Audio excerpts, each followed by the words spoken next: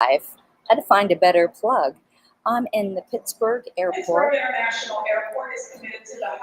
As you can hear in the background, I'm going to give this a few minutes to build a tiny audience since I haven't announced this yet. So, and of course, got my fireball. I'm sitting here over in the corner by myself. I'll do a quick commentary, whether anyone shows up or not. I see one person. Please say hi. Please clap. I wanted to just give a brief update, and I wanted to know what kind of questions people are going to have for me tomorrow. I'm going to do a as complete as I can remember, post-mortem tomorrow about the Pennsylvania Convention. So please look forward. Hi, Fodago Files. Please look forward to that tomorrow. I'm sure a lot of you have heard a lot of things. Some of them true, some of them not true. So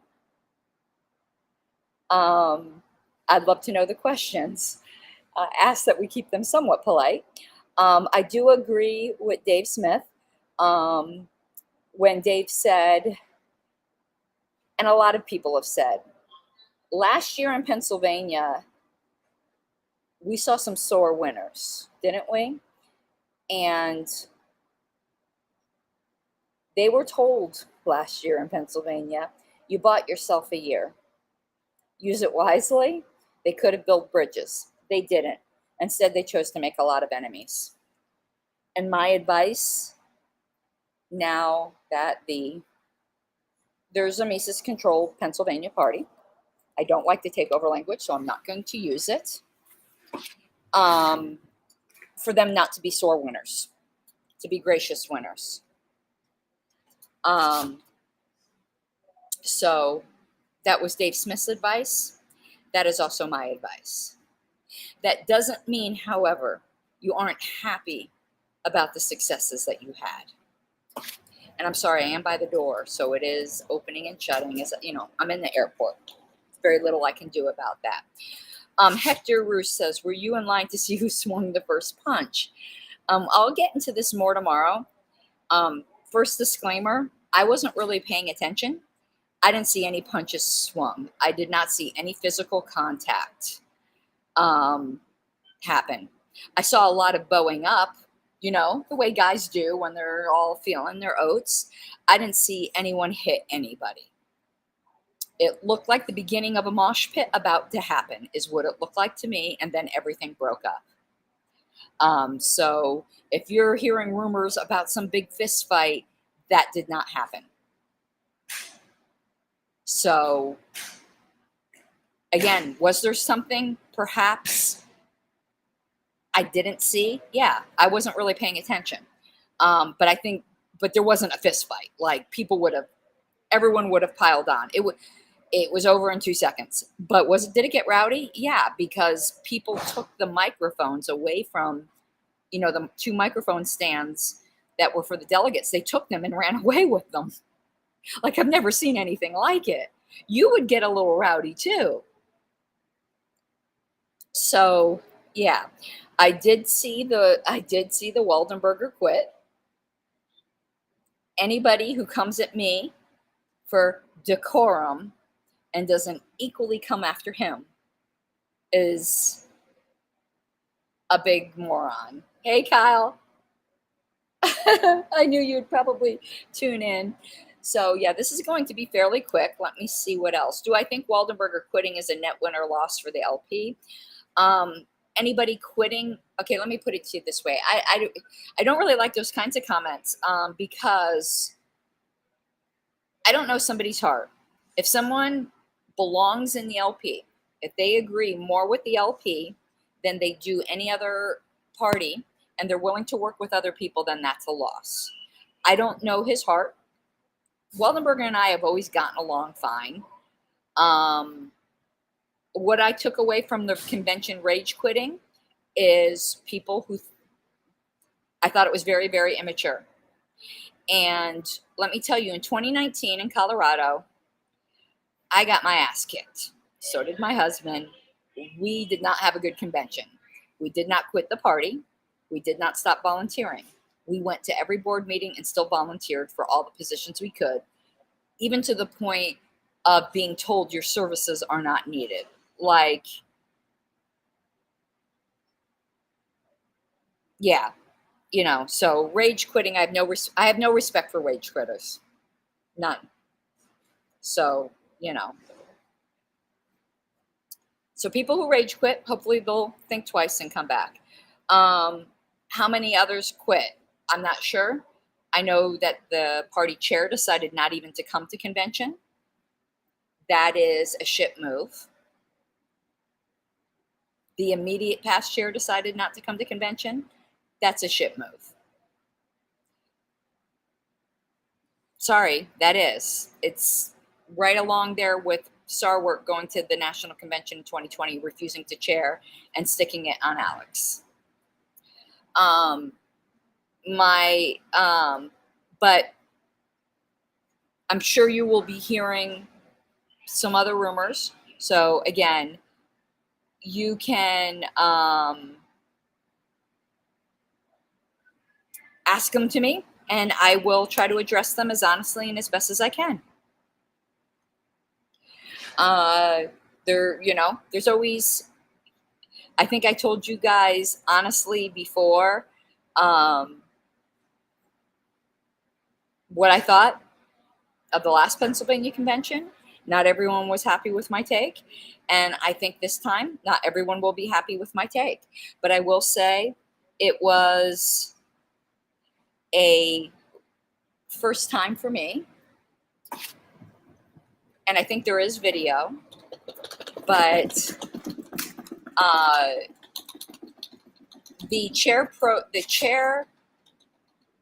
the party chair wasn't there. And she had one of the vice chairs take over. That vice chair was then removed, not from his position as vice chair, but as chair of the convention, and rightfully so. Because he just kept, there were two different vice chairs, and both of them, when their rulings were challenged, threatened to throw the objectors out of the hall. For those of you who do not know, a chair has no authority to throw anyone out of a hall. What the convention body has the authority to throw somebody out of a hall. So say you're ever chairing anything, this is just an FYI, and someone is in fact misbehaving, which no one was in these two circumstances. You would say, if Mr. X or Ms. X, you need to leave the microphone and take your seat. If you refuse to do that, then I am going to ask the convention to vote to remove you from the hall. That's what you do. What you don't do is say, you need to stop talking or I am going to remove you from the hall. The chair has no authority to do that, particularly when the person has every right to be speaking. So I was the first person to be threatened to be removed. It's never happened to me before. I save my shit posting for my YouTube channel, for Twitter, and for Facebook. I do not misbehave during meetings. Anyone who knows me knows that. They know I am professional in meetings, both in dress and in comportment. I do not misbehave in meetings. There's a time and a place, and meetings are not the time or the place. Ever. So, when I got threatened, I just sat down. I'm like, well, I'm not a resident here. I could challenge him further, but he'll get his. And he did. He got removed for multiple things, not just for threatening me, but that is a complete abuse of authority. And Heist got threatened by a different vice chair for stating a valid point of order. So it was basically the equivalent of gaveling through because you didn't like it. But I have to say, that was a first. I didn't think I would ever be threatened by a chair. But what a redemption arc, right? So within the first hour of convention, I was threatened to be removed unjustly. And I just sat down. I'm not going to argue. And by the next day, I was chairing part of the convention. because the new chair pro tem, was running for a position. He couldn't chair that part. It was only about 5-10 minutes.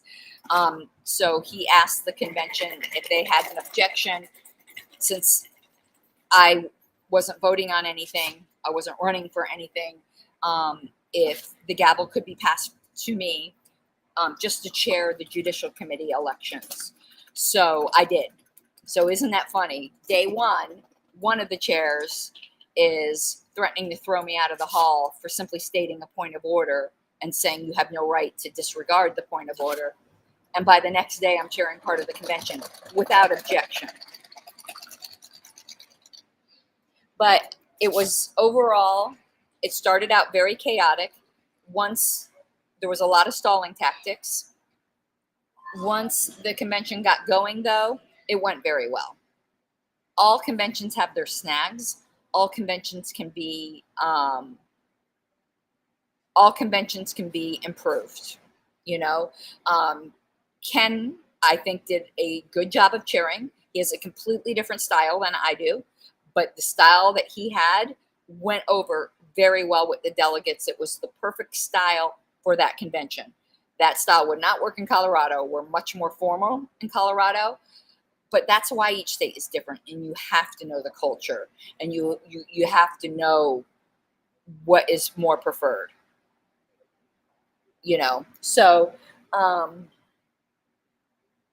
yeah, get your questions ready. But I just missed you all so terribly because I haven't been able to stream. Remember, all super chats matter. Maybe I'm just going to sit here and drink on stream until I get some super chats.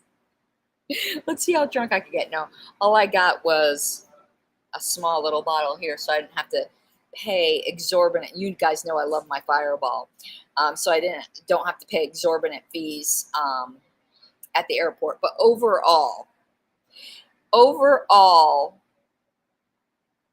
everyone got along. Despite what you hear on Facebook, 95% of the convention got along, and they were not all Mises people. 5% of the people maybe chose not to get along, and maybe 1% out of that 5% quit. That's their choice. I don't like seeing people quit, but maybe it wasn't the best fit for them. I don't know. And let me tell you an example of how people can get along. Everyone knows that I do not like Chuck Moulton's decisions on the Judicial Committee. But guess who I hung out with all weekend? Because he's my friend. Chuck Moulton. Because I don't have to like everything he does. I don't have to like all of his decisions. Chuck Moulton has been a friend of mine for years, and he will remain a friend of mine for years, even though he voted to uphold my suspension. If I can remain friends with somebody who I think voted to uphold, I think he just had bad judgment there. I don't doubt his character. If I can do that, Mises people and non-Mises people can get along. And those of you who choose not to, that's your choice. That's your choice.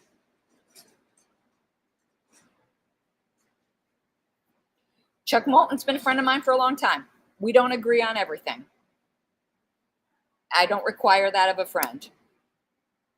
And Carlin, thank you so much for the hand-knitted item. Well, Glenn, you made your choice. That's okay. I still consider you a friend. You might consider me a scumbag.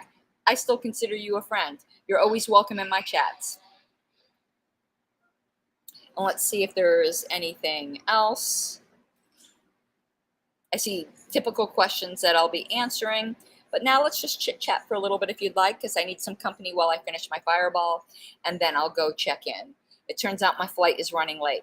Why couldn't it run late yesterday when I had a platform committee meeting to chair? Oh, and I've got my birds aren't real, pigeons are a lie. I don't know if you can see it. I'm not trying to show you my boobs. I'm trying to show you my shirt. Though I do show off my boobs too.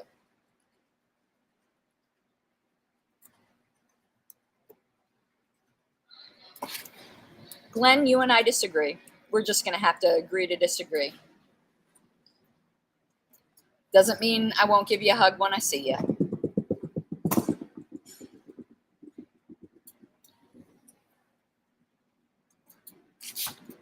Yeah, what was that Star Wars quote? The party belongs to who shows up. Guess who showed up? But let me tell you, oh my goodness.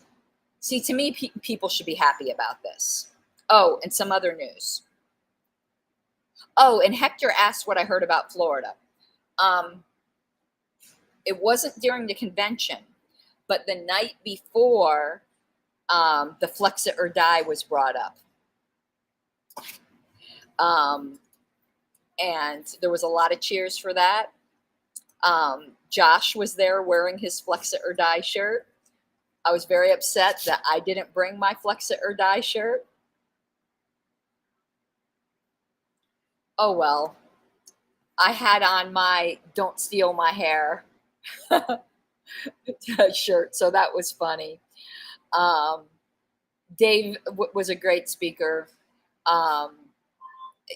Obviously, Tom Woods was a great speaker. Tom Woods was funny. I know he's not a comedian, but he was funny. And yeah, overall had a very, very good time. I wish I could make Vermont's convention, but unfortunately, I cannot. But there's a funny meme going around. If y'all are on Twitter, you may have seen it. I want to show it to you. I'm going to in the background here, I'm going to my Twitter feed. So if I could pull up this meme, I want to show you guys. Sorry, I'm a little slow here. I am super, super tired. Let me try to find it. Oh yeah, here it is. Okay, let me save it to my desktop, save images. Because don't take this too seriously, people. I'm here having fun.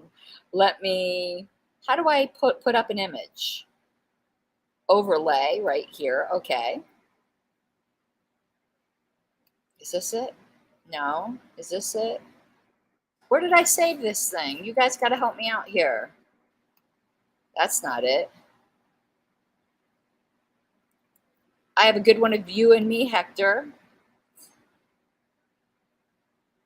Hold on, it didn't save. Let me try that again. I don't know why it didn't save. Give me 1 second. Save image as. Let me save it with a name I can recognize. Let's try this again. Welcome to Pittsburgh International Airport. As a reminder, ticketed it's not saving. Are allowed beyond the passenger. Isn't that weird? I'm going to try one more time. Otherwise, you guys are just going to have to go to my Twitter feed and see it. Save image as. Let me try saving it to my downloads folder instead. And if it doesn't work, it doesn't work. You know what I'm going to do? I'm going to try doing it as a screenshot. Maybe that will work. My Mac, every once in a while, like I have to force quit the Finder or it's not seeing files that I saved. That's really weird.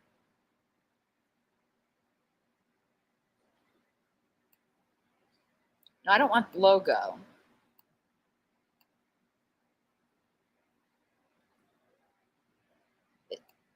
Yeah, here's the screen. It worked as a screenshot. So here we go. Here's the Pennsylvania convention. If it wouldn't upload. Here we go.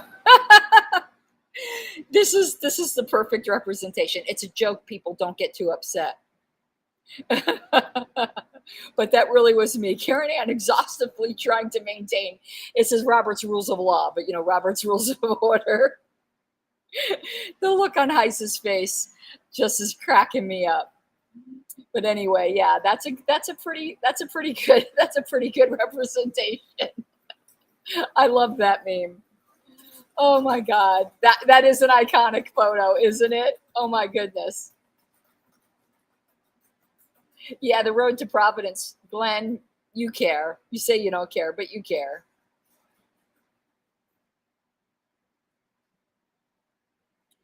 have some more. I'm gonna have some more Fireball. And what is funny is right after that is when I was being threatened to be thrown out of the hall. That's never happened to me before. I was in shock when that happened. But we got to put this up here. This okay. Hide the babushkas and hide the children. Someone is not pleased. Whitney is not pleased. Oh my God. Oh my God. Right, I'm halfway done. So keep talking with me.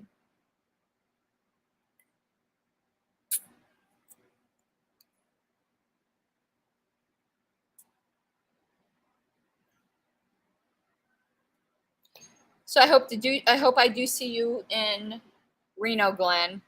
And I think 5 years from now, you're not even going to care about any of this. People getting all, I see this as a sign of us turning into a real political party. When there's competition for delegate seats, when we have actual real caucuses doing real work. I couldn't be more thrilled to be part of such a historic moment. That's me. You can hate me for it or not. All booked. Perfect. Perfect. I will see you there then, Glenn. What day are you getting in?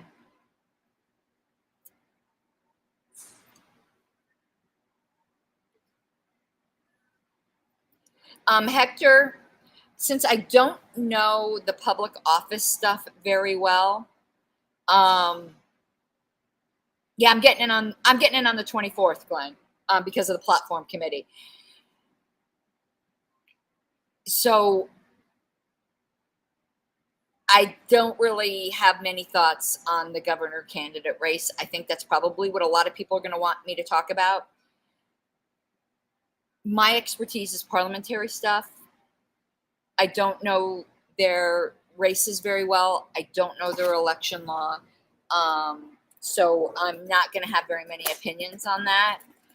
I know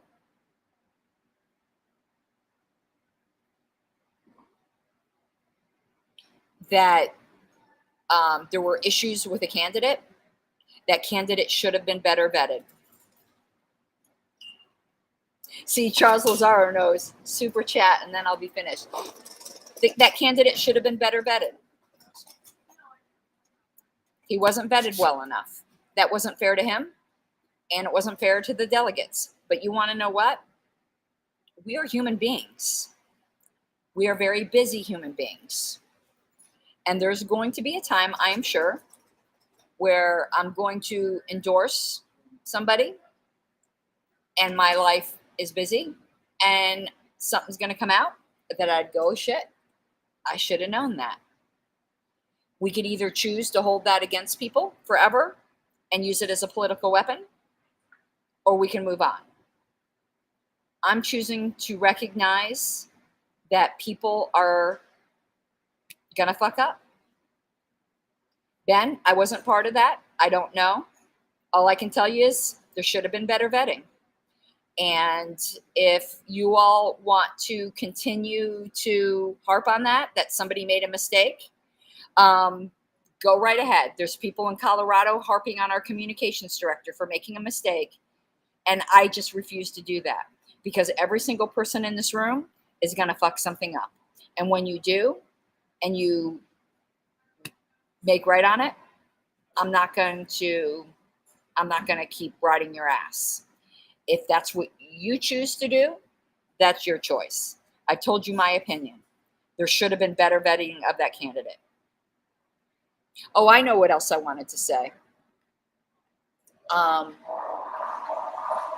So when Ken, and I'll talk about this again more tomorrow, when Ken got put in as chair pro tem, apparently Mr. Adam Reinhart got on social media to say, oh, and they replaced the party parliamentarian with the pink-haired witch. I don't notice any of you guys who are so upset about the Mises Caucus language. I don't see any of you being too upset about a Cathedral Caucus guy calling me a pink-haired witch. My feelings aren't hurt. I give as good as I get, but I am expecting some consistency.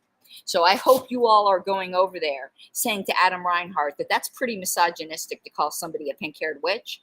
I don't care. I'm just asking you to be consistent, that's all. But let's get that fact straight right now. And he said the pink-haired witch that is going to rubber stamp Heist. I want to dispel that lie right now because Adam Reinhart, you are a fucking liar. Hey, I'm not a witch. I'm a Christian. But besides that, I did not replace the convention parliamentarian. We were co-parliamentarians.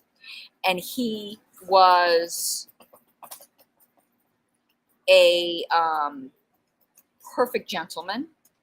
We conferred on everything. We agreed on nearly everything. So I did not replace anybody. We were co-parliamentarians. And what a nice man. Number two, for someone who was just there to rubber stamp Heist, that's pretty funny. Because Heist made a motion that I didn't know he was going to make.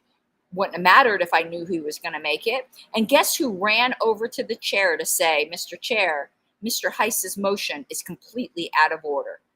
Me. Me. I do not, and I am highly offended by anyone suggesting that when I am acting as a parliamentarian, not when I'm a delegate. When I'm a delegate, I'm as biased as fuck. When I'm a delegate, I'm on a side. But when I'm a parliamentarian, I take my ethical duties seriously. And I do not bend parliamentary rules for anybody. Anybody. And I never will. Heist's motion was to do delegate voting using an electronic voting method overnight. I think it was called Helios. And I said it was out of order. You want to know why it was out of order? Because it was absentee voting. Voting, unless you have something in your bylaws, is limited to the people who are present. The minute he made that motion, I ran over to the chair. And can I tell you that Heist looked surprised that it was me that ran over there? Yeah. He was like, oh my God. But he knows that I don't carry. They know, everyone in the Mises Caucus knows. They learned this last Pennsylvania convention. And Adam Reinhart, you knew this last convention. When certain Mises people were saying that you guys cheated by not waiving that 2/3 rule, I stuck up for Steve Sheets. And you know damn well that's true. So you can try to impugn my professional reputation all you want. It speaks for itself. I will never, ever bend parliamentary rules for anyone.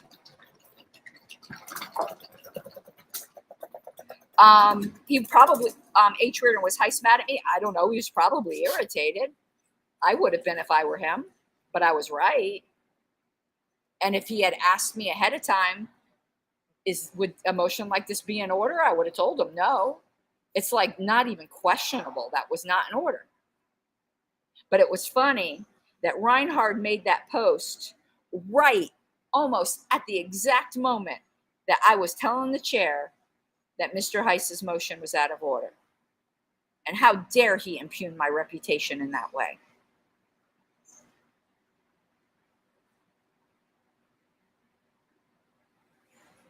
Because I won't do that for anybody. Rules are rules. And I'll tell you the rules whether you like them or not. Anybody I've ever served as parliamentarian for will tell you that. So I got my super chat. Let me finish this bottle. But I wanted to defend myself because you don't have to like me. You don't have to like my point of views. You don't have to like my caucus affiliation. But Even most of my enemies do not impugn my ethics. They may think my judgment is wrong, but most people say that I do what I believe is right, and I do not sell out my principles. The road to Providence, I don't believe in defamation. I don't think that's a libertarian cause of action. You don't own your reputation. You don't own other people's thoughts. You don't own other people's words. What you do is you refute them. And that's what I just did. I refuted it. And I refuted it with receipts. Because Mama has receipts. Okay, thank you.